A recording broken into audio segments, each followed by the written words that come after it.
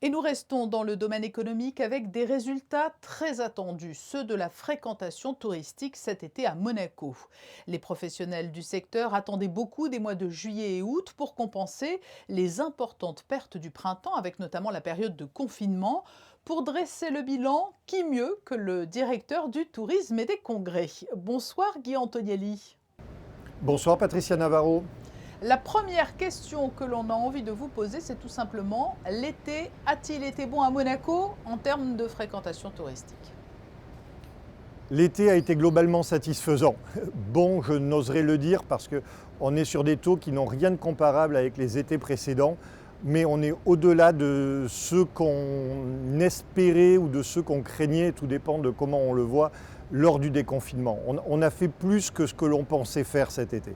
Et quelle différence entre les mois de juillet et août? Alors, pour vous donner une idée, les chiffres de juillet sont définitifs. On est sur du 42% d'occupation dans les hôtels au lieu de 79% l'année précédente. Et au mois d'août, sur des chiffres non encore définitifs, on va dépasser les 50%. On devrait être aux alentours de 51-52% au lieu de 81 l'année dernière. Et d'où venaient ces touristes? Alors, on a bien entendu une baisse drastique des visiteurs hors Union européenne, hein, américains, australiens, Moyen-Orient, même russes aussi, quand même de nombreux Russes sont venus, des Russes qui résident dans la zone Schengen. Mais nous avons surtout une hausse des clientèles françaises, belges, néerlandaises et suisses. De nombreux professionnels nous ont confié que la clientèle qui était venue était une clientèle qui n'avait peut-être pas les mêmes habitudes de consommation ou les mêmes budgets que la clientèle traditionnelle de Monaco. Alors, c'est certain, la clientèle à haute contribution, l'été, sont essentiellement des Américains, des Russes, des Moyen-Orientaux et des Britanniques. Donc, par définition, la clientèle qui est venue n'est pas la clientèle qui, habituellement, en termes d'hôtellerie, prend les plus belles pièces et qui a des habitudes de consommation différentes en termes de restauration et de shopping. Mais ce qui est à noter, c'est que les hôtels n'ont pas bradé leurs prix non plus. Est-ce que l'arrêt, pour l'heure, des escales de croisière à Monaco a eu un fort impact? Il faut bien voir que le tourisme, c'est une multitude d'acteurs. Et certains acteurs vivent sur un segment du tourisme. La fréquentation des bars, des commerces de souvenirs est plus liée à un tourisme de visitorat à la journée, dont fait partie une partie des croisières, que aux touristes hébergés. Et l'arrêt des croisières, il faut bien voir qu'il y a non seulement l'arrêt des croisières en principauté qui impacte Monaco, mais également l'arrêt des croisières dans les ports à proximité, pour lesquels Monaco est une destination de visite et d'excursion. Est-ce que l'on peut imaginer que le mois de septembre ou peut-être même octobre, si les conditions météo sont clémentes, est-ce que ces 2 mois pourraient aider à combler le manque à gagner de début d'année? Est-ce que l'on a déjà des petites tendances, des indicateurs positifs? Alors, aider à combler, non.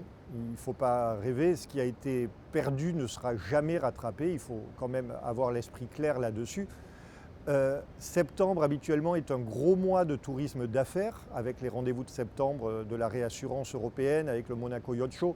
Malheureusement, on sait que ces deux événements n'auront pas lieu cette année.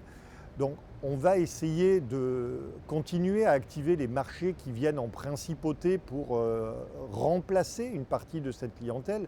Mais on le voit aujourd'hui, malheureusement, de nouvelles restrictions au voyage sont mises en place en Europe.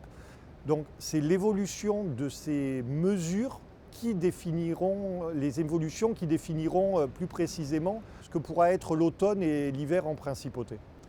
Que vous disent ou vous demandent aujourd'hui les professionnels du tourisme monégasque, pour lesquels vous êtes en quelque sorte une très belle vitrine? Il y a deux notions. Il y a une urgence du court terme et une urgence du long terme.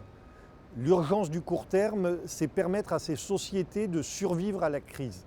C'est tous les mécanismes d'accompagnement financier mis en place par le gouvernement au niveau du fonds de garantie, au niveau du CTTR et autres mesures aidées par le gouvernement.